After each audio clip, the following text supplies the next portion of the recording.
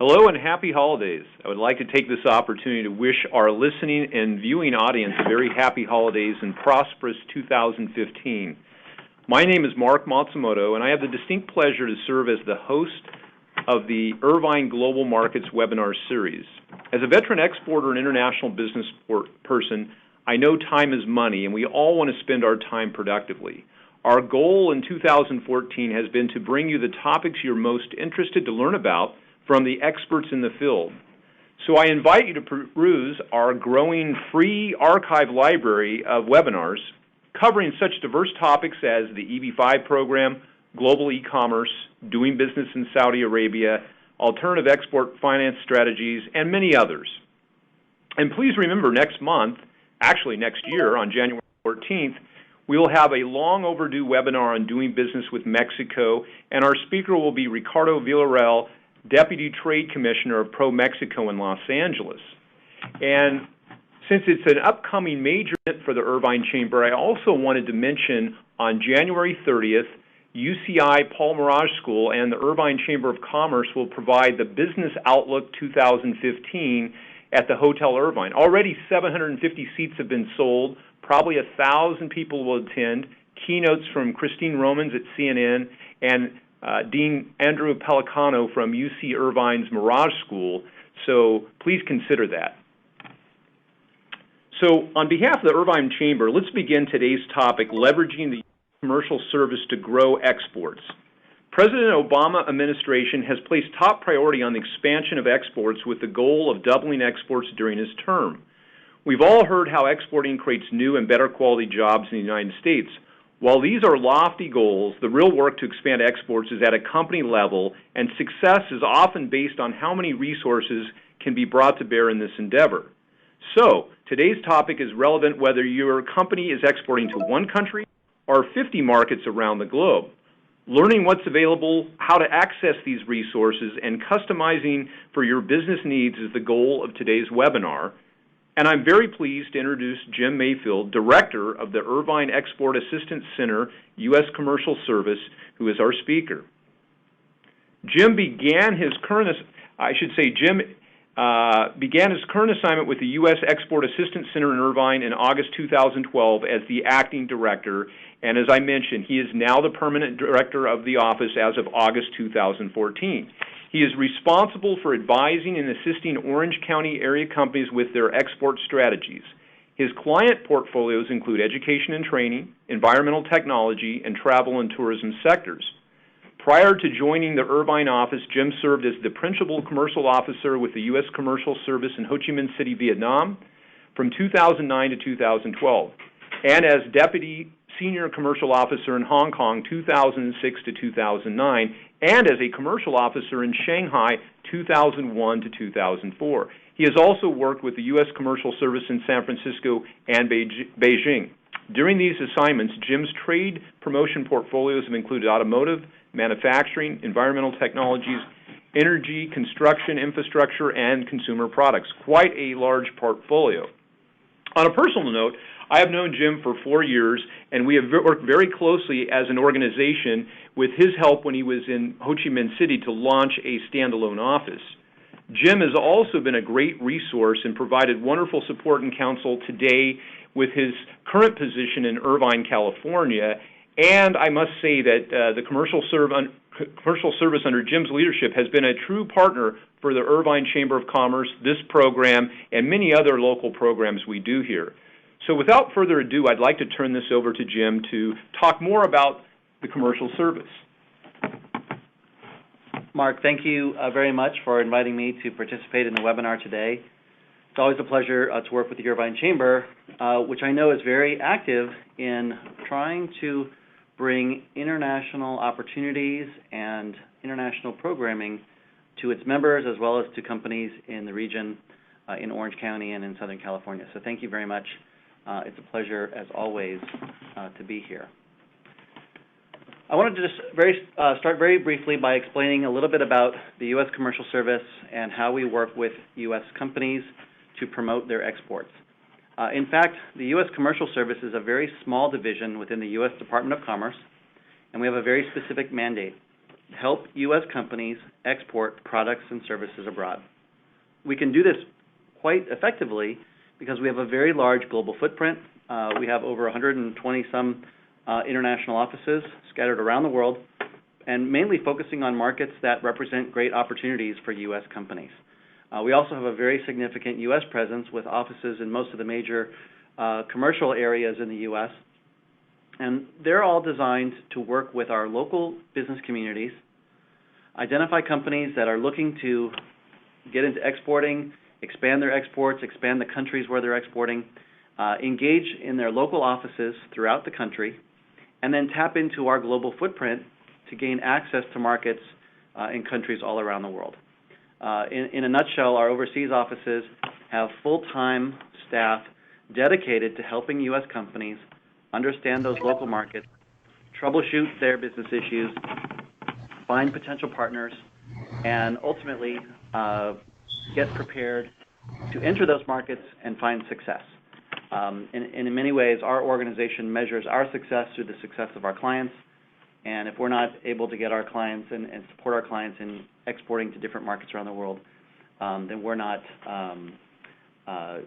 doing what we should be doing. And the most important thing with our clients is that we're really going to take their lead. If they're interested in one market or another, we're going to follow their lead and make sure that we're answering their questions and we're providing as much support in those markets as we can. So when I'm talking to groups of companies about exporting, invariably companies will ask me about why they need to be doing this. Their business might be very successful in the U.S.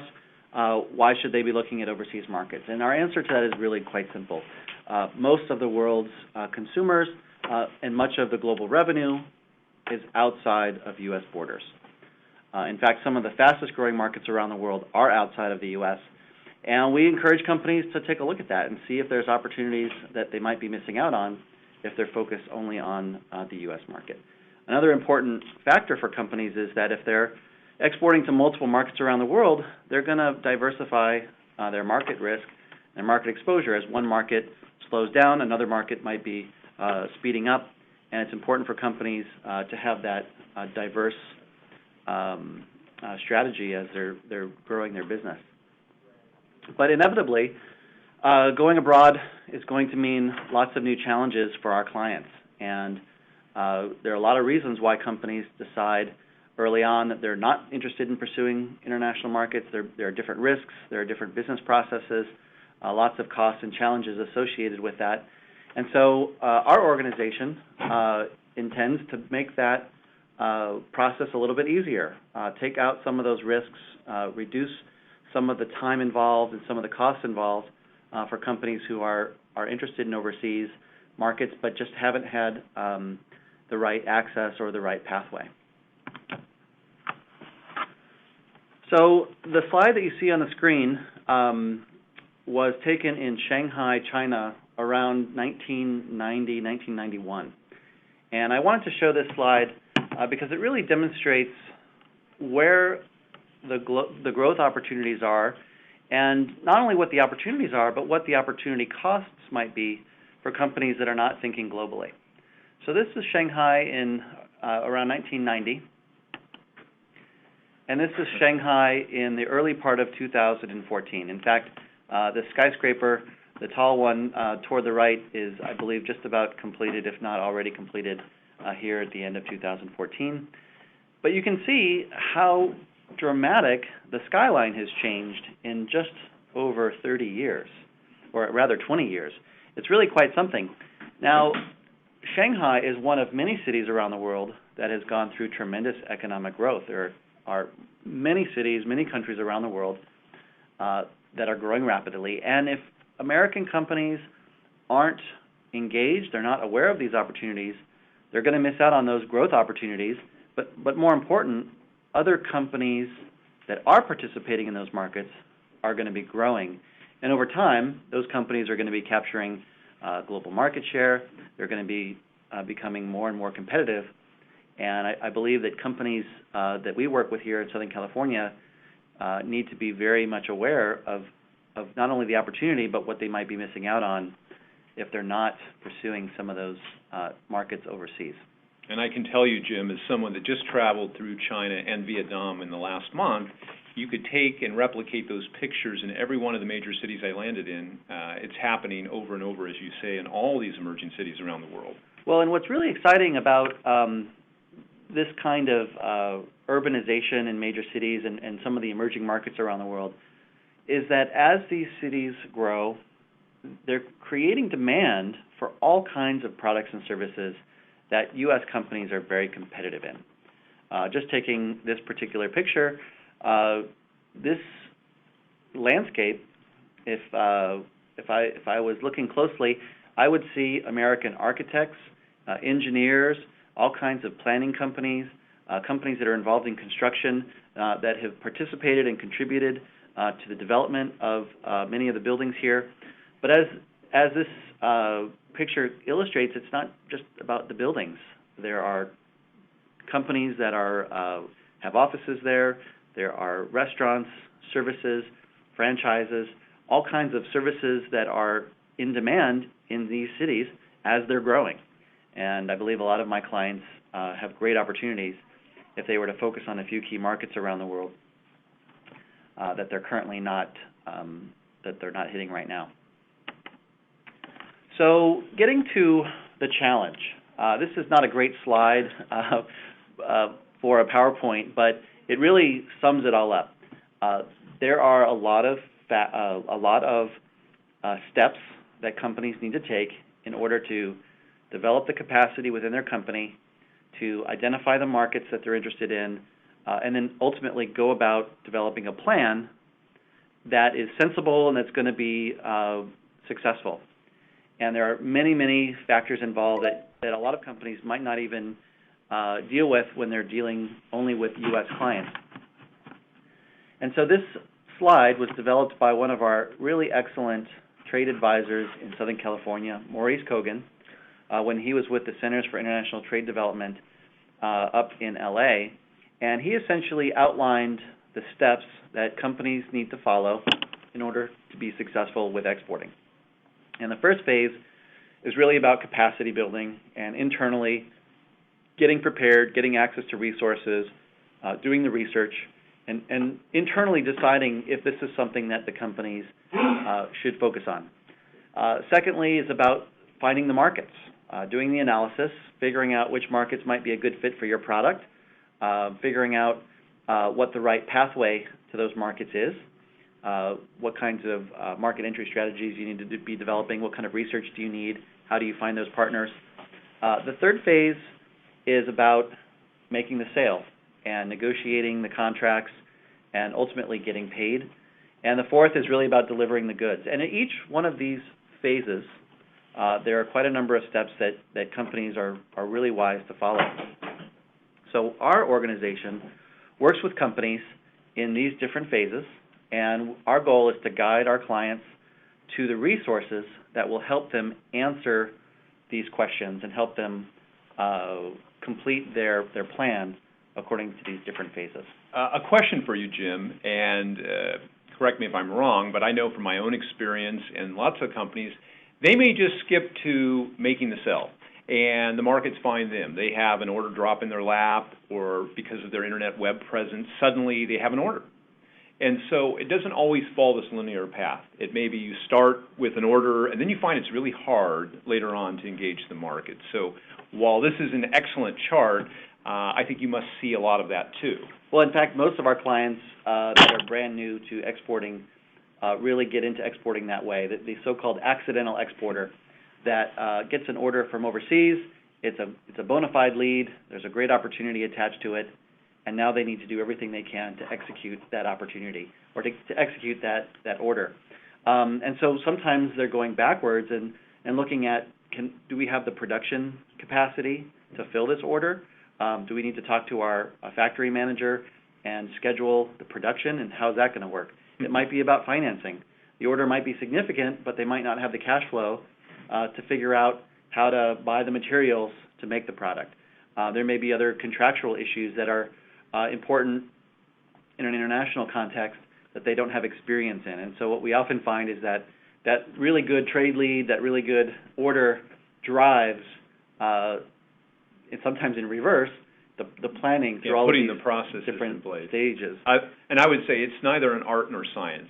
Yeah, a little bit of having the attractiveness internationally and then putting the infrastructure in place to make it happen, as you know well. Well, and you're right, and it's definitely not linear, and we work with clients that are at different stages in their development of that export order, and we work with companies on something as very specific as answering a question about doing business in Brazil to helping them get access to the resources to put in a full-fledged export program. But I think Maurice does a really good job of laying out the key phases and really the key issues that companies need to work with. But for most of our clients, especially the ones that are newer in the process, this is fairly daunting. There are a lot of issues here. There are a lot of risks that are new to them that they haven't worked through before. And so looking at all of these different issues all in one place, sometimes it's a little bit intimidating. But the good news is that, especially here in Southern California, there is an entire ecosystem of organizations, both public and private, that are dedicated to helping companies through this process. Everything from developing that export plan to filling their order to mitigating risks. There are tons of great resources and really wonderful trade professionals right here in Orange County and throughout Southern California that are here for exporters. We work closely, of course, here with the Irvine Chamber, which has done a great job to bring all kinds of international programming to local companies here. We also team up with the District Export Council, which represents over 40 seasoned trade experts and professionals who have many years in all the different facets of exporting, from transportation to finance to legal issues. And of course, we work with the ports. SBA is an important partner for us here. They support a number of trade education programs, including ETAP. And we also work with the U.S. Export-Import Bank, which in fact in Orange County is co-located with the Commercial Service. And they're a wonderful resource for trade finance. And they have a number of programs that are designed to help companies mitigate their financial risks and ultimately be more flexible in how they deal with their overseas buyers. And let me endorse what you're saying, Jim, because as a company that tries to leverage resources, I found most of the resources you have laid out very helpful. Yesterday, personally, I was doing a presentation for the Port of Los Angeles. They have, as you can see, this program called Trade Connect. We were talking about internet export marketing yesterday, but they have a companion series, which is a training program, as you've outlined there, called Export University. Some of the deck members speak. Mr. Kogan speaks. Some of your colleagues. And it's a wonderful starting point for companies that, even if they're exporting, really want to put the foundation we just talked about in place. So those are really good. And I know most of these programs are either free or very nominal in the cost. Yes, that's an important point. A lot of the programs that are out there are free or very low in cost, and they're very accessible. There are lots of different programs all throughout Southern California. And the key on this slide is that as companies are working their way through different issues in their export process, we can pull in different resources. So if they're early stage and they're looking to get kind of a comprehensive overview, we might direct them toward the Port of LA's Trade Connect or the Export University program. If they're looking for some one-on-one counseling, I know that the SBDC here in Orange County has a wonderful resource to help companies develop their plan from start to finish and to be a counselor advisor for every stage of that plan. If it's something more specialized, like a trade finance issue, or you're learning how to deal with a letter of credit, or you're trying to extend terms to a buyer overseas, we might plug in the Export-Import Bank or maybe the SBA Office of International Trade for access to some of their finance programs. So, and one thing I would add, sorry to interrupt you, Jim, is that your newsletter that you send out on a monthly basis is really chock full of a lot of resources. I look at that, but I particularly highlight that because of trade events. A lot of the companies are thinking about specific markets. They've already determined that, whether they've done the strategic marketing plan or not. And if you keep your eyes peeled to these different tools, you'll find that there's an event probably that will focus on that. There's probably an event coming up in the next 6 months or even the next 6 weeks that either deals with a country or a region that you're interested in or a thematic trade topic that you're interested in.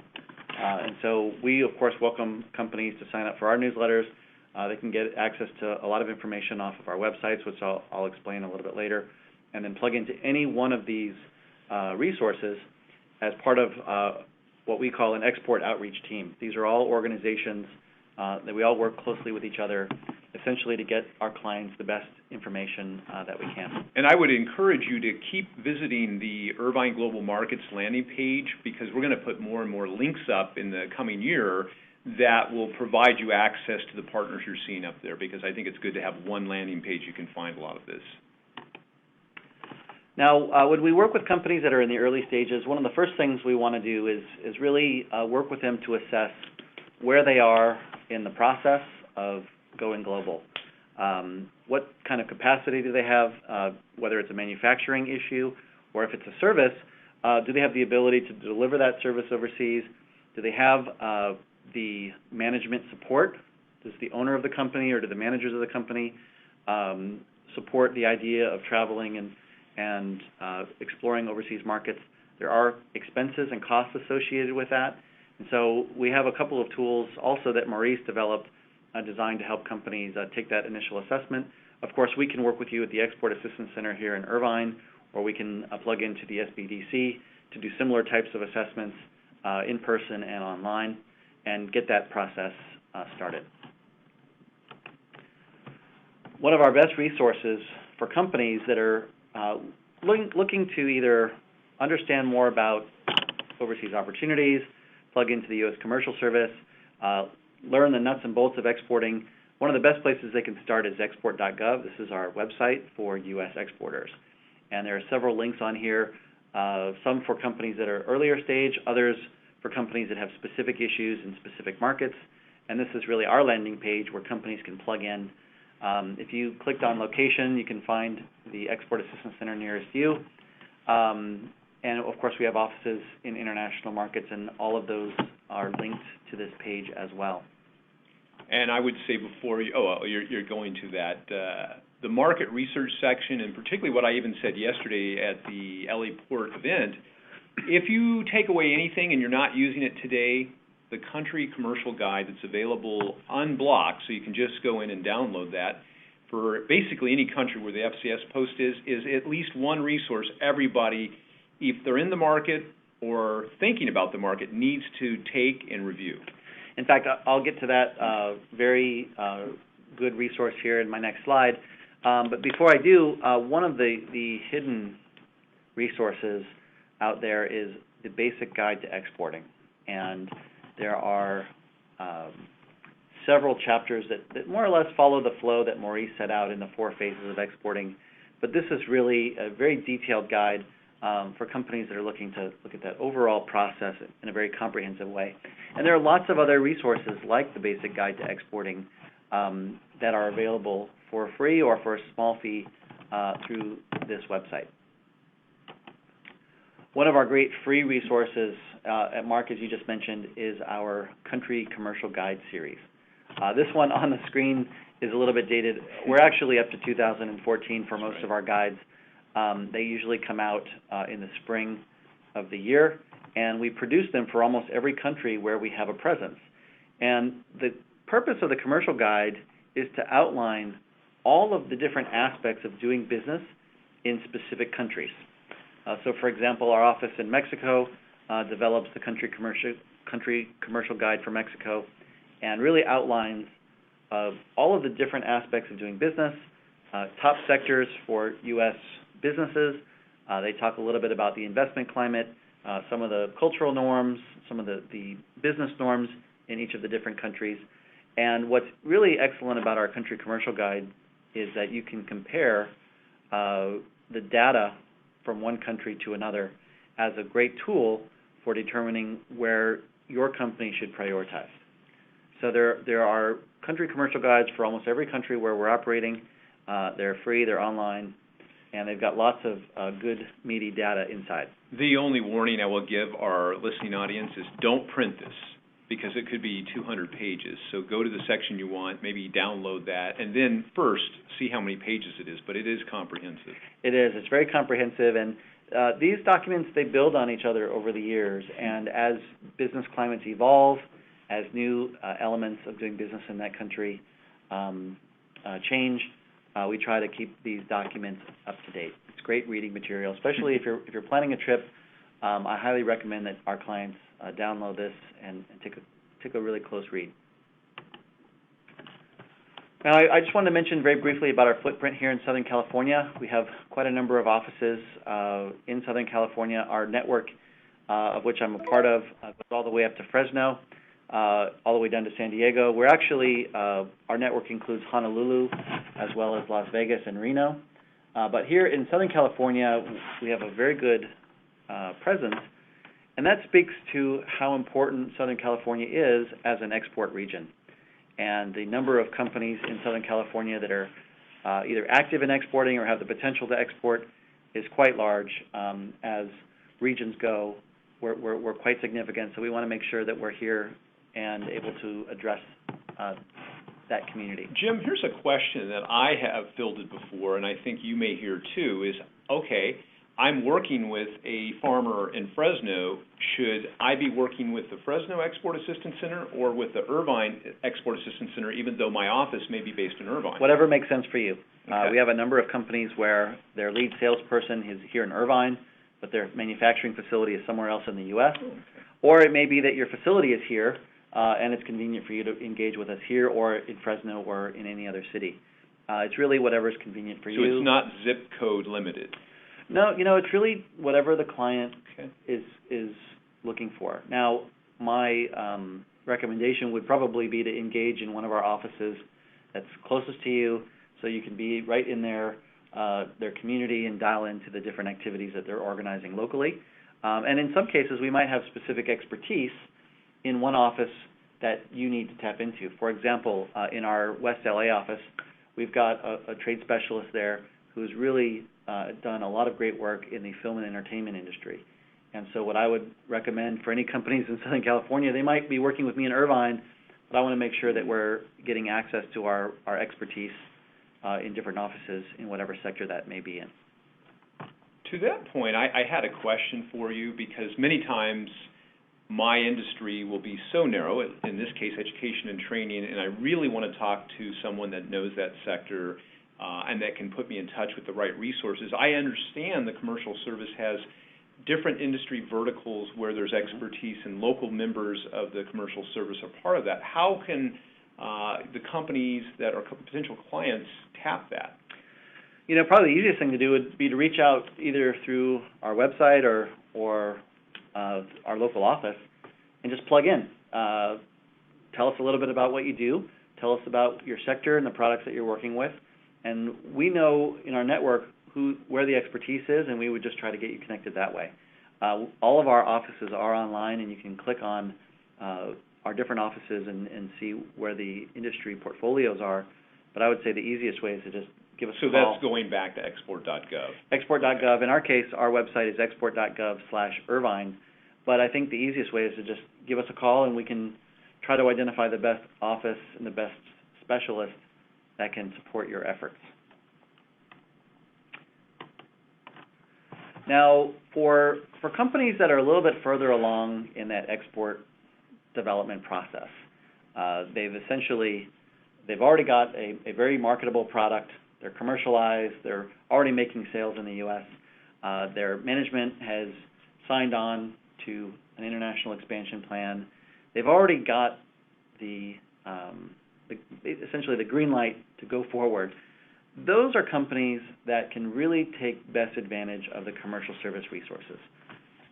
Oftentimes, we'll get inquiries from companies that have a really great idea, but they haven't formed a company yet. Or they might have formed a company, but they haven't finalized their product. It's still in development.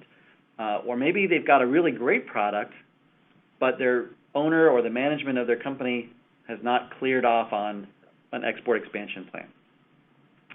For those companies that are in those earlier stages, what we generally recommend is that they get access to other resources that are going to help them at whatever stage they're in. If it's forming a business, we might want to pull in the SBA and get them access to all the different resources designed to help them get their company started.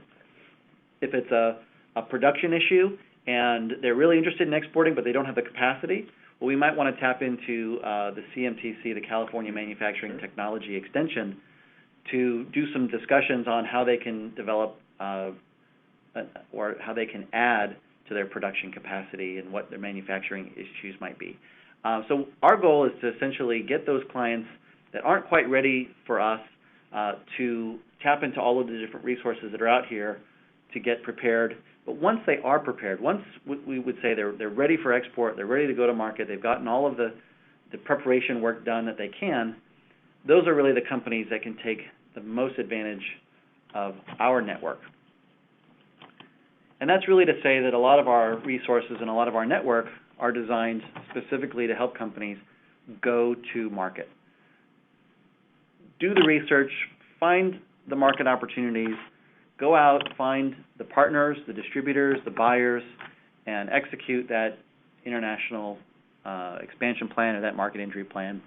And that's where we can really go to work for companies. And what is that interface, Jim? I understand that you may have an initial conversation with the company and find out, you're not ready, you don't have production, or there is not senior level support for exporting.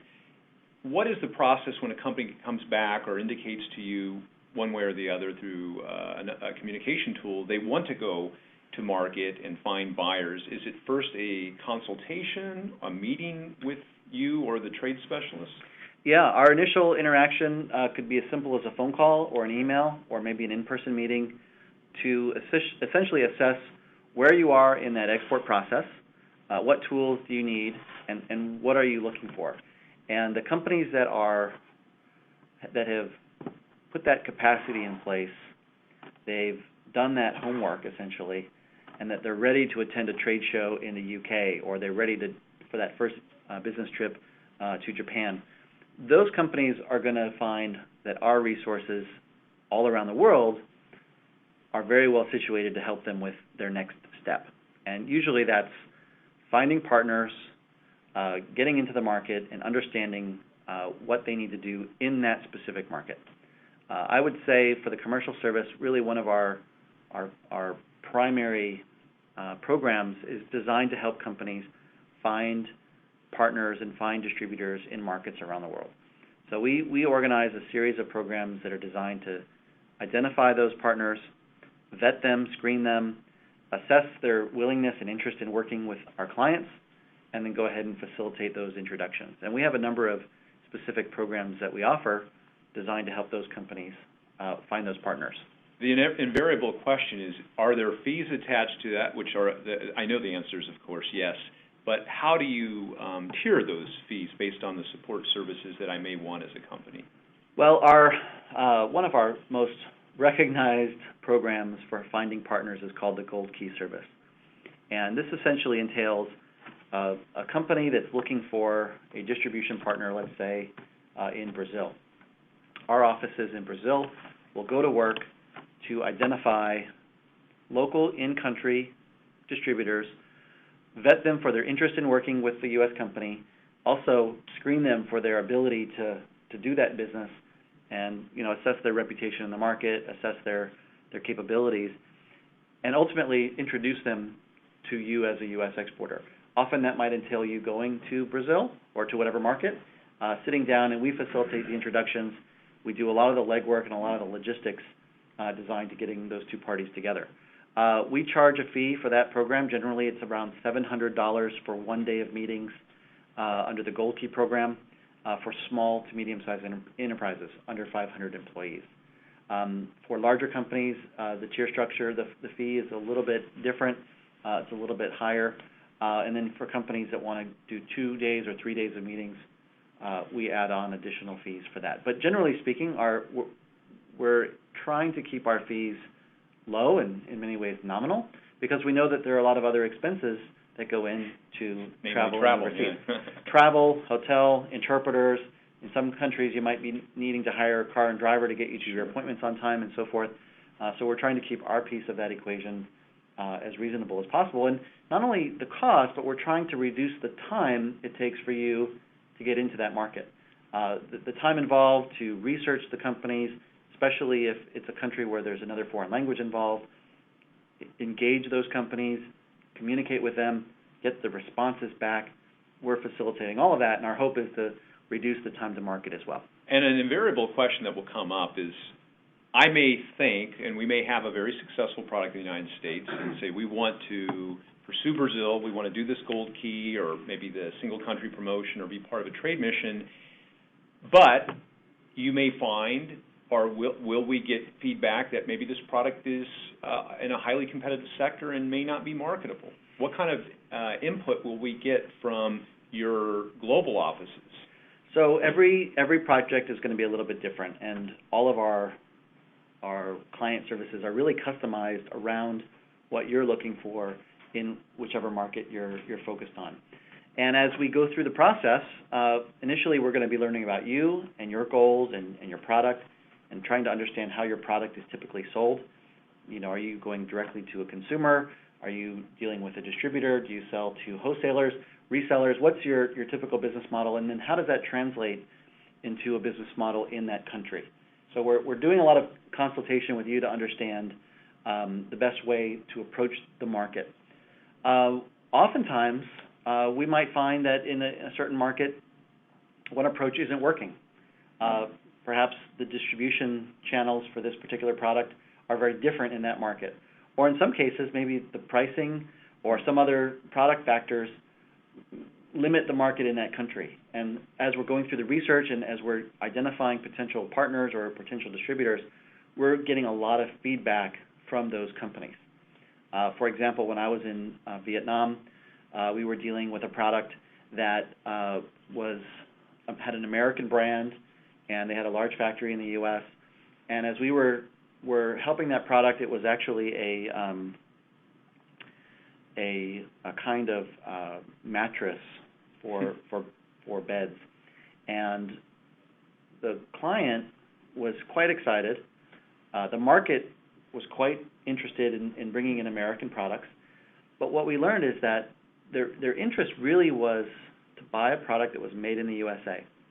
And when the U.S. company tried to send samples that were made somewhere outside of the U.S., yes, the distributor lost interest. And so that was an important piece of market intelligence for our client. It wasn't driven by the price. It wasn't driven by the product itself. In this particular instance, the distributor was most interested in a product that was made in the USA. That's how he was differentiating himself. And when our client tried to substitute a product that was not made in the USA, the distributor lost interest. So that was market information. It turned out that that particular distributor was driven by one goal of finding U.S.-made products. Other distributors may have other motivations, and part of our process is designed to help companies get that feedback. And in some cases, they might find that there just isn't a market for their products, or maybe the market's really excellent, but it might require them to adjust their delivery. It might be a service that needs to be slightly modified in order to be successful in that market. So I think there's multiple takeaways for the companies, not only that they can actually transact and find their partner, but they may really get the insight without going to market, that without adjusting their business practice, they may not be able to sell. Well, in some cases, we've even identified products that might not be legally sold in that market. Good point. And if we can help a company learn what that is before they spend a lot of time and money investing in that market, we see that as a good thing. Sure. Prioritize their time and resources in other markets that might be more viable. We, of course, can't tell you what the market is exactly. We just try to give you access to as much information about those markets as we can.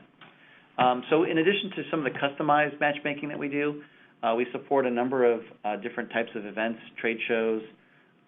That's quite an interesting way to get access to a market or a region, is to participate in a high-quality exhibition. There were several. A lot of them are industry-driven, and so the key shows around the world for your industry should be known. And if you don't know them, we can advise you on some of those shows. And, of course, we organize a number of delegations to different countries around the world every year. So I wanted to give you one example of a business delegation that we organized a couple of years ago when I was based in Vietnam. And in this case, it was a franchise trade mission where we had a large number of U.S. franchise brands who traveled to Vietnam in a delegation. They also went to Indonesia, so the cities were Hanoi, Ho Chi Minh City, and Jakarta. And in each stop, we put together a program for those U.S. delegates to identify and introduce prospective franchise investors who they could partner with to bring their brands to market. So in this case, my colleague here is Mr. Lei An. He covers our franchise portfolio in Ho Chi Minh City. Does a very good job with that. And in 2011, we hosted this delegation.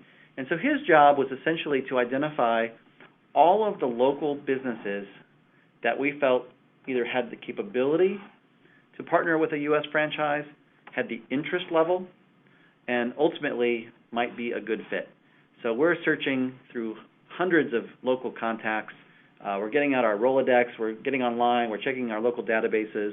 We're reaching out to the local business community, trying to find all of the different companies that we think might be a good fit.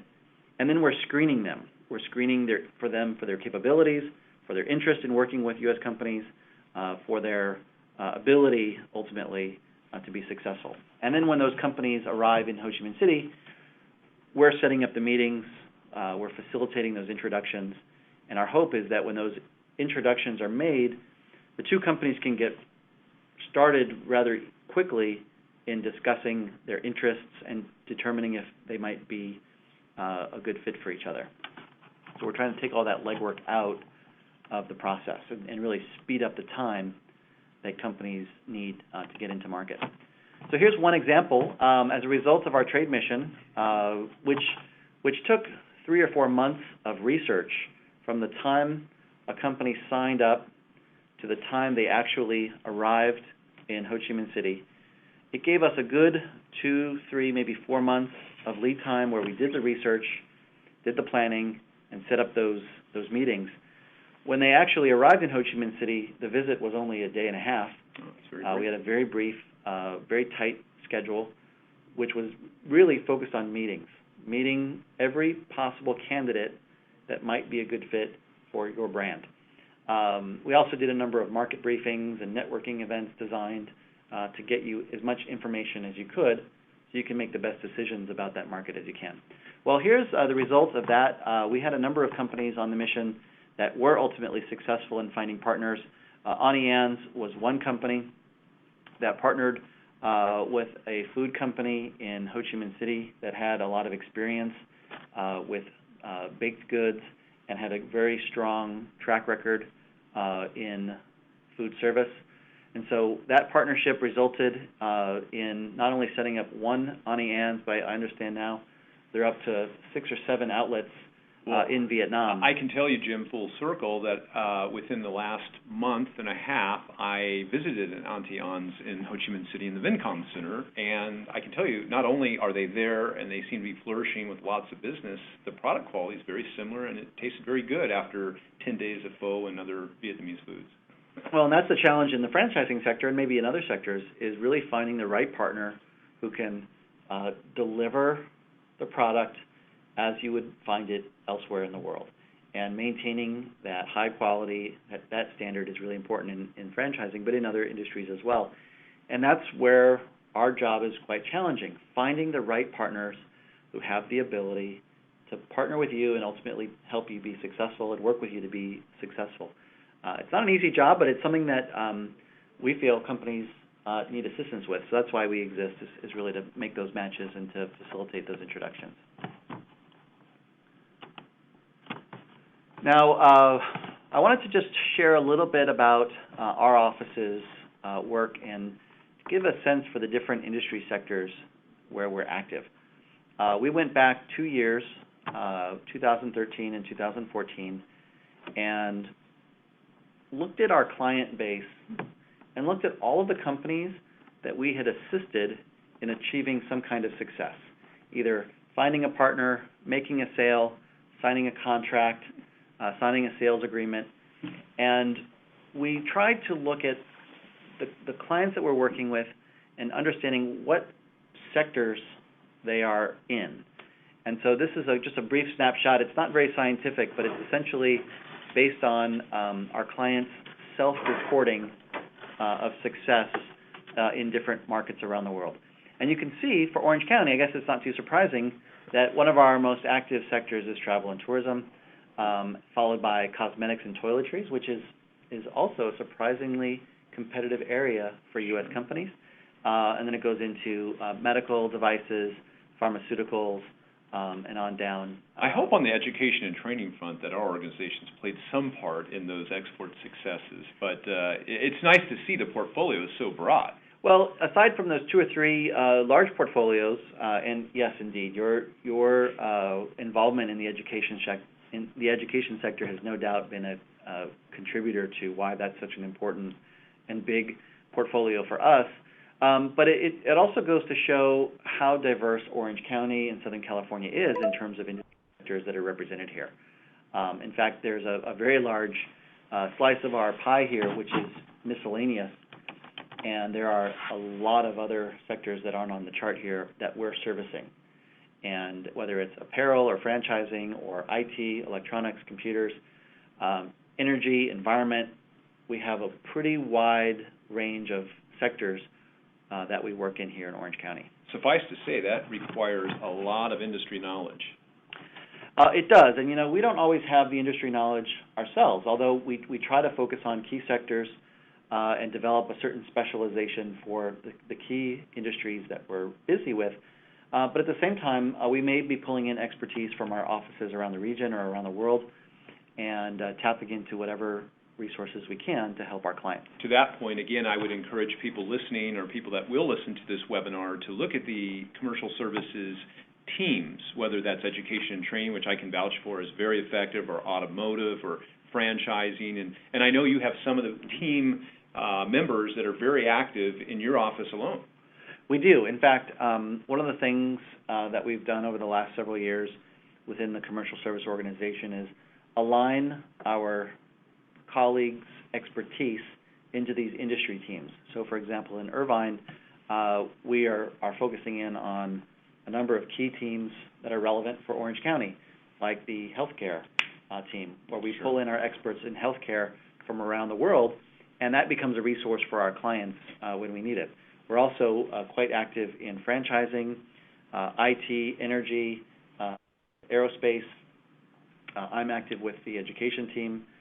We do a lot of work with travel and tourism, the environmental team, and so forth. So if I don't have the expertise myself, I'm going to be tapping into our team and trying to find the answers for my clients as best I can. And part of that's sharing best practices. As we develop information about opportunities and trade shows, what works, what doesn't, we try to share that information broadly and make it accessible to our clients. Here's our data sliced in a different way. This was essentially the same type of information. We only looked at 2014, and we wanted to know where our clients are currently doing business. Now, it's a little bit skewed because Italy, wow. we've been very active in the last 2 years with the cosmetics portfolio and a very large trade show in Bologna called Cosmoprof. We have a very large number of California companies that exhibit at Cosmoprof every year, and that show has generated a lot of great success for our clients. So we've been very active there. Of course, China is not too big of a surprise because that is, of course, a large and growing market, and it's of interest to a lot of our clients here in California, especially companies that have already found success in NAFTA countries. They may already be in a number of countries around the world, and China being a large growth market is a high priority for a lot of those companies. I wouldn't say this is scientific at all because it's really just our clients who have found success. It isn't even all of our clients in general. It's not our large universe of clients, and it doesn't necessarily reflect all of Orange County. To do that, I wanted to put up a different slide And I was going to say, since it shows there, I noticed Canada and Japan were surprisingly missing from that former chart. Well, and we're not touching every client, every company in Orange County that is exporting. Sure. And this is the aggregate export statistics for Orange County. Total export value from Orange County to the world is around $26 billion. The top 5 markets are listed on this slide, Mexico being the largest export market for Orange County companies, followed by Canada, China, Japan, and South Korea. And so this is the entire universe of exporters of Orange County. And that gives me a good chance to just remind everybody, in January we're going to examine Mexico as a market to do business with. Despite all the social and political news out of Mexico, as Jim just said, the numbers don't lie. It is a strategic and essential and biggest export market for Orange County. That's true, and sometimes we forget that just a few hours away is the border, and all along that border are a number of large industrial parks that are purchasing a lot of U.S. components that go into other products that get re-exported elsewhere. There's a lot of opportunities in these top 5 markets, as well as many other markets around the world that don't show up in these top 5, but are good markets nonetheless. And part of our goal is to work with our clients to figure out what that priority should look like and help them take the steps to realize those opportunities. Here's one platform for companies that we're developing in the next year. This is a series called Discover Global Markets. We've done several of these in the last year. In LA, in June, we hosted a Discover Global Markets Europe program. We've done a number of Discover events around the country, which are essentially large conferences where we bring our overseas colleagues, our industry specialists, as well as our commercial officers and our senior staff from overseas markets to the U.S. to meet face-to-face with U.S. companies for one-on-one consultations to assess individual company interests. Around these conferences, we're also trying to address industry opportunities, thematic issues, things like intellectual property, developing strategy, trade finance, any number of topics. The one that we're developing in Northern California is focused on sustainable solutions. So everything from environmental technologies, water, air, recycling, renewable energy, essentially anything that is a sustainable technology that has a business opportunity abroad. We're going to focus on where in the world there is demand for those types of technologies. Which would seem to be just about everywhere.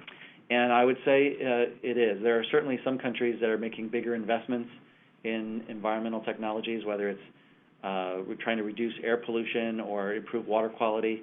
There are definitely countries around the world that are making significant investments, and so we're going to focus on those markets. This is a great opportunity to plug in if you are a manufacturer or a supplier of any kind of sustainable solution. I would encourage you to check out this event. Jim, I wanted to ask you, the Discover series I'm hearing very good things about, but I also know that you've had legacy events that continue to go on, like USC's Asia Pacific Conference, and even something called the Foreign Buyer Program. And the reason I bring that up is a lot of companies ask, can I do something that will get me in the game or help me network that's local or relatively local? There are. In fact, for this presentation, I only put 1 or 2 examples, but every week, every month around the country, we have any number of programs, whether it's a conference, a foreign buyer delegation that's attending a trade show in the U.S., or other large-scale conferences that we're supporting. You mentioned the Asia Pacific Business Outlook Conference, the APBO, which has been running in L.A. In partnership with USC for over 26 or 27 years. Very successful, but also a very accessible platform for companies to plug in, meet all of my colleagues from all around Asia in this case, and get lots of information, up-to-date knowledge about what's happening in markets around Asia. We have equivalent events all over the country, and the easiest way to dial into that would be to go to export.gov or you can go to our local website, export.gov Irvine, and see what we have in the... And I would remind those of you that are listening to this call or listen to the webinar that become part of your commercial service newsletter mailing list, because a lot of these events are repeated or promoted early in that newsletter, and that's a good source. I print that out monthly, and I think it's something all exporters should have. We certainly want to make it available to anybody who's interested. That's a great resource for all the events coming up in the next 3 to 4 months. You mentioned Mexico and that you've got a program coming up at the Irvine Chamber to discuss Mexico. This is a market that is very interesting for a lot of our clients, and we support the Border Trade Initiative, where our offices in Texas, Arizona, California are resources for companies trying to understand the opportunity in Mexico. We also have several offices in Mexico as well, and we're very active in introducing that market, as well as facilitating introductions to potential buyers and potential distributors. So, and by the way, Jim, when I talk with the folks who will be presenting for us in January about Mexico Promex, they said among all those sectors, which seems like commercial service is very dialed into the trends, renewable energy was one of the 3 industries for export and investment from the U.S. they said they wanted to highlight next month. So I think it does show that the trade community and what the commercial service is really dialed into these trends. Yeah, I would say so. And if you're looking to really fine-tune your market research, I would encourage you to plug into our online country commercial guides, figure out from that whether Mexico might be a good fit for your products. There's lots of sector-specific information in those guides. And then, of course, if you felt it was an opportunity, we could talk to you here in Irvine, or we could connect you with our folks in Mexico to discuss further. And then if it made sense for you and it was something that we felt we could support, we'd be happy to put together a program to help our clients enter Mexico or any other countries. Well, I think a takeaway today will be that slide you put on about Orange County export statistics, how Mexico is dominantly the biggest export market for this county. It is. And when the report came out by, I think it was produced by Cal State Fullerton's Business School that put together the Orange County Economic and Trade Snapshot, it was quite interesting to see what a prominent place Mexico had as an export market. And so we want to make sure our clients are aware of that, and if it makes sense for them, we want to support their efforts. So just to understand, your San Diego Commercial Service Office takes the lead on the border initiative, or is that something that is harnessed at each office? It's harnessed at each office. Okay. And we have a number of programs throughout the year designed to bring clients to Mexico, either to border maquila areas or into other parts of the country, and assessing where in the country you need to go, where the industry clusters are, what the markets are for your products, is something that we can discuss in that process. Great. So that's really my last slide. I wanted to provide my contact information so that you can reach out, ask any questions, and if I cannot answer them, I'll certainly identify other people and other experts in Southern California that can. So with that, Mark, thank you very much for the opportunity to participate. We're not going to let you off the hook that fast, Jim. There's a couple questions that have been bubbled up here. I also wanted to acknowledge we have Paul Duncan on the webinar, who's representing the Export-Import Bank that Jim mentioned. Remember, that's a great resource, and in this slide set you had information on that logo. But I had a question for you. We've talked about promotion, and I know that's probably the first call. We want more buyers. We want to do sales. But the other side of that is we may have a trade barrier or we may have a dispute, and I'm wondering what kind of support you give companies beyond export development when it comes to these issues that are very commonplace. Good question. A lot of our clients, as they're expanding beyond the U.S., inevitably encounter issues abroad that become barriers to their market entry. Whether it's customs issues, regulatory issues, different laws that affect their business in different countries. And we want to hear about that. We have a number of offices back in our headquarters that look at trade barriers.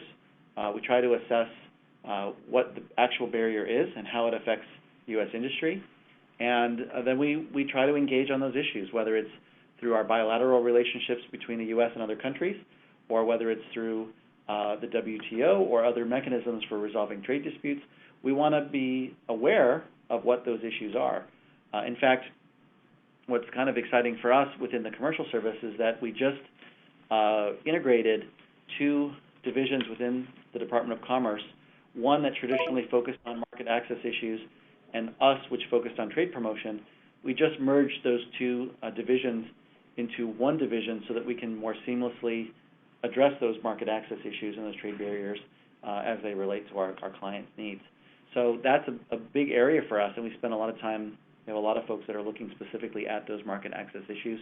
A lot of them are based in our headquarters, and a lot of those issues are actually focused or addressed in the different markets around the world, and our offices overseas support that. And I have to say, the reason we did our webinar on Saudi Arabia was advocate you brought from that division from Saudi Arabia, and it's not just about a trade issue that popped up. It may be about contracting with the government or procuring a bid with the government, and I thought it was very insightful. So I can tell you firsthand, companies need to be leveraging that. And so I think that new service or that new element that the commercial service field can connect is very interesting. Yeah, and in addition to working through different market barriers and different trade issues, a lot of companies also might be interested to learn that the commercial service can advocate on their behalf when they're pursuing those international procurements. We have a program called the Advocacy Center, which is a division within the Department of Commerce that focuses on companies that are trying to compete for government contracts around the world. And the purpose for our support is to create an even playing field, a level playing field for U.S. companies that are competing and bidding on projects abroad. And the advocacy process is designed to demonstrate that support for U.S. companies, make the process as transparent as possible, and hopefully allow companies to compete on their merits and their technology and their price, and not on who has the thickest envelope, other factors. And that's where the Advocacy Center is a great resource for companies that are already pursuing projects in different countries, and that's something that companies can plug into right here in Irvine or elsewhere in the country. We coordinate it out of our headquarters in D.C., but we're able to engage and initiate advocacy at the local level. Well, thank you, Jim. This was excellent. But before we go, I'm going to put you on the spot. One thing that I think our chamber members and people listening to the webinar, they're always looking to spot trends. And if I were to put you on the spot and say, going into 2015, if you were to give us a takeaway of 1 or 2 trends in the export game that you're seeing, whether that's markets or industries, what would you say? One of the areas that we've been focusing a lot on in Irvine has been maybe the convergence of 2 or 3 trends.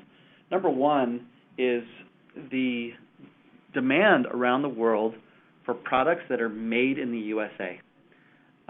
Oftentimes, I think some of our clients don't fully appreciate how important that Made in USA label can be for certain markets around the world. So that demand is there. And it's because American-made products represent quality, safety, reliability. In many cases, there's a prestige factor about working with American companies and buying American products. Secondly is the emergence of a global consumer, especially in emerging markets where there are new affluent consumers that have a different demand for products. They are looking for different things. Oftentimes they're looking to the U.S. or other developed countries for access to things like high-quality food products, lifestyle. They're looking for high-quality services, healthcare, and many other things. And so that demand is changing, and I think a lot of it's driven by a global consumer. And then how does that consumer find products, and that's where the convergence with e-commerce becomes really important. So I would say the things that I'm looking at right now,